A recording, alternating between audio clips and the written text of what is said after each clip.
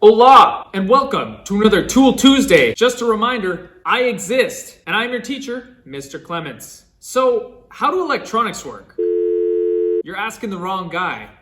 I have no clue. It's amazing and terrifying all at once. Luckily, we have something known as the multimeter or the voltmeter that can help us diagnose electrical related issues. Because honestly, I have no idea.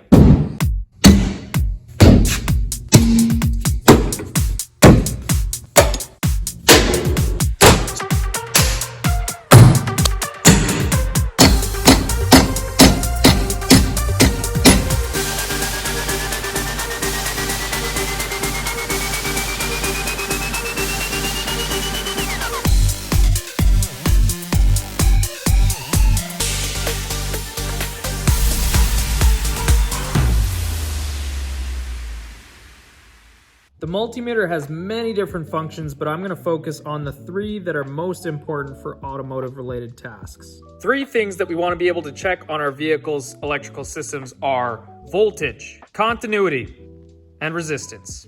So before we're able to complete any of these tests, we need to make sure that our multimeter leads are plugged in correctly. So for the tests that we're doing, we want the black or the negative lead plugged into COM.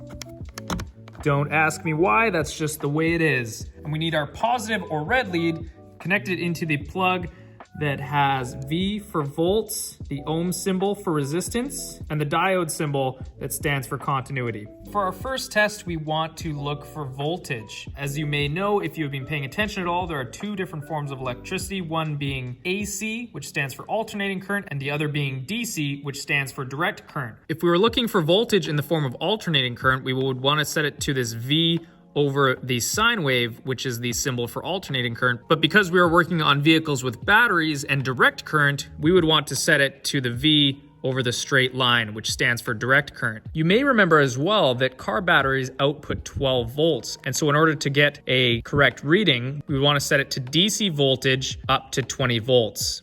If we set it to 2 volts, it wouldn't read properly because it cannot read a voltage of over 2 volts. And so the best practice is to set it to 20 volts DC in order to get a nice accurate reading, and I'll show you how to do that. To set it to 20 volts DC, we simply turn the dial, and then it should be good to go. Now that we've got it all set, we just need to find something that has 12 volts. Oh, nice.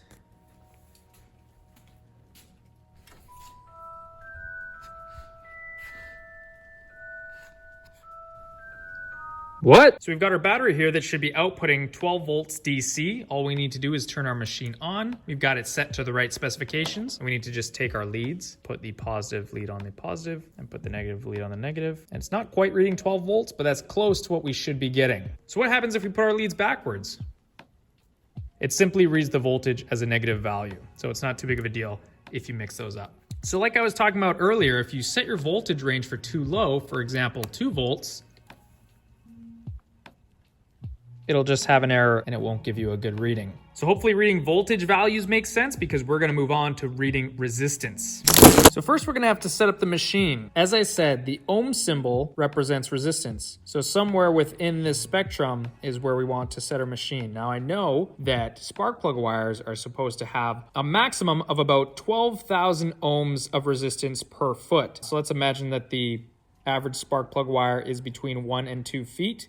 I'm going to set it to 200K just in case it's over 20K, and then we can get a spark plug wire and we can test that resistance. So I'm going to set the machine for my desired range, and I'm going to find something to test. Oh, nice.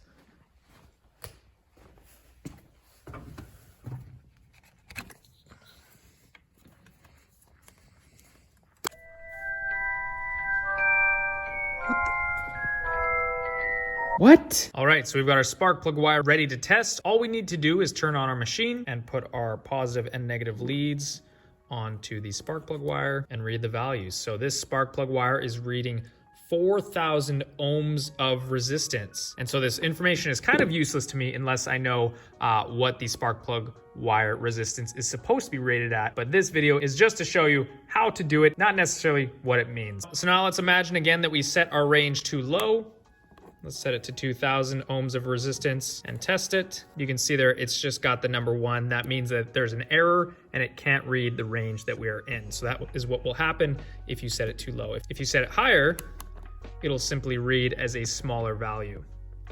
Okay, so we've learned how to do a basic voltage test, a basic resistance test, and now the last thing we're going to learn how to do is a continuity test. Continuity simply refers to whether or not a circuit is complete.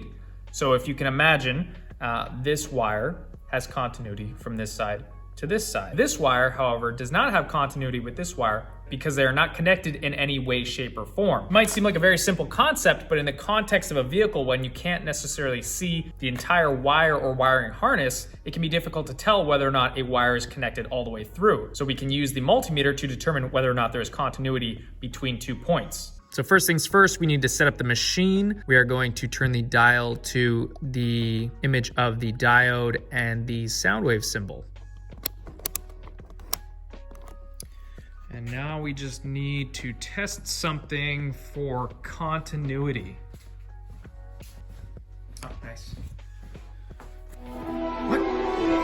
What? David Blaine! So the way that we can test continuity with this machine is through the power of sound. So when we touch our leads together, it makes a beautiful sound, and that's how we can determine whether or not there's a complete circuit. Let's see if this table has continuity. So there's a clear pathway to both the leads through this surface. And that's the same way that we test it through a wire. So let's do that. So I have a set of 2 wires here with a connector on one end and 2 frayed ends on the other. So what I'm going to do is I'm going to take my multimeter lead, I'm going to put it on the one wire, I'm going to take the other lead, I'm going to put it on the connector and touch them together, and if you can hear, there's continuity. But what happens if I test the other end of the wire? I'm not hearing anything, meaning that there is no continuity between this end of the wire and the lead. So to the untrained eye, this might look like a wire that is complete, but if you get near the connector, you can see that the end of the wire is cut off before it gets to the connector. And this is like something that we would find in the context of a vehicle, and it would obviously be quite a bit more difficult within an engine bay because there are going to be awkward spaces and visibility might not always be ideal. So this is an example of what we might encounter if we're having issues with an electrical circuit and how this can be useful in diagnosing whether or not there's continuity between 2 points. So hopefully this thing makes a little bit more sense now, and the idea of electricity seems a little less like magic. Because honestly, real magic is really unpredictable and quite scary.